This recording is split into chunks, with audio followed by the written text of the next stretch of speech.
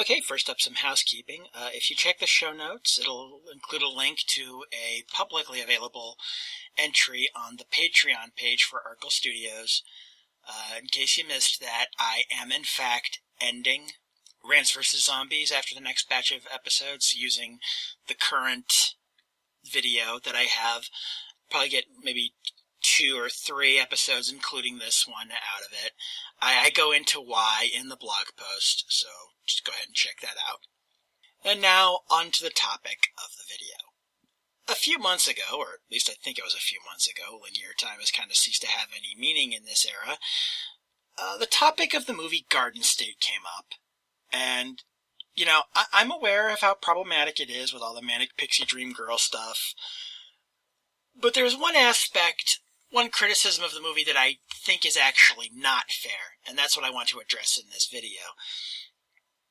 I don't think the movie is actually anti-psychiatric medication. Now, I can get why people think that, certainly.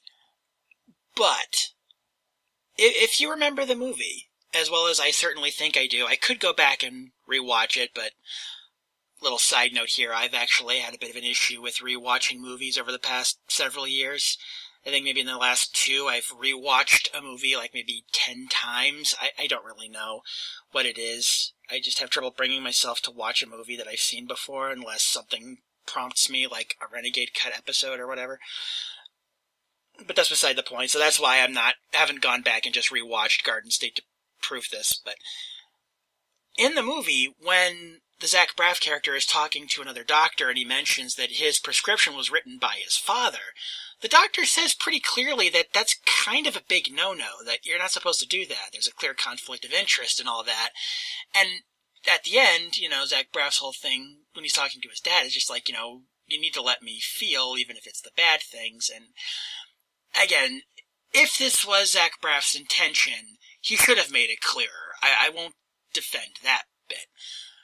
But what the movie seems to be saying, and hey, maybe I'm wrong if someone has seen it more recently and can point out like a line of dialogue or whatever that directly contradicts the argument I'm making here.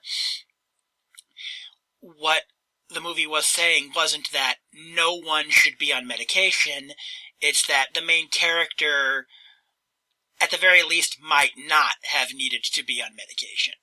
Because in the story, he was put on it, like, right away, again, by his father, who was angry because of what had happened to his wife, because of the whole, you know, the kid got angry, pushed his mom, didn't realize that the oven door was open right behind her, and she, you know, hit her head and was paralyzed.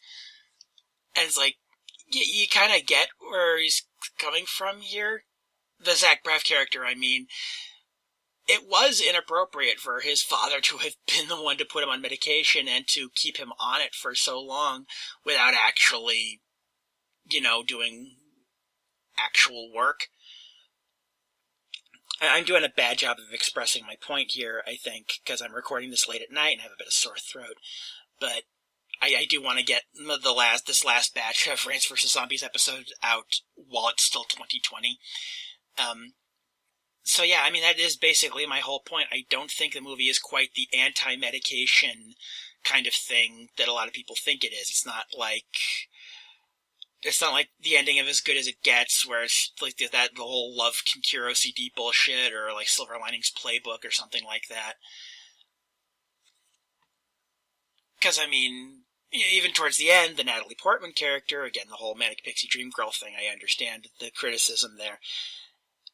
It doesn't also suggest that she doesn't need a medication. In fact, towards the end, she admits she still has the problem that she had when they met, and that they're still trying to figure that out.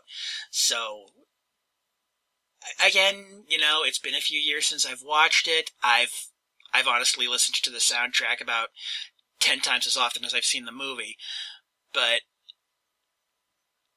and also, again, if people took the anti-medication message away from that, that really is more on the writer and director failing to make their point clear, not necessarily on the audience.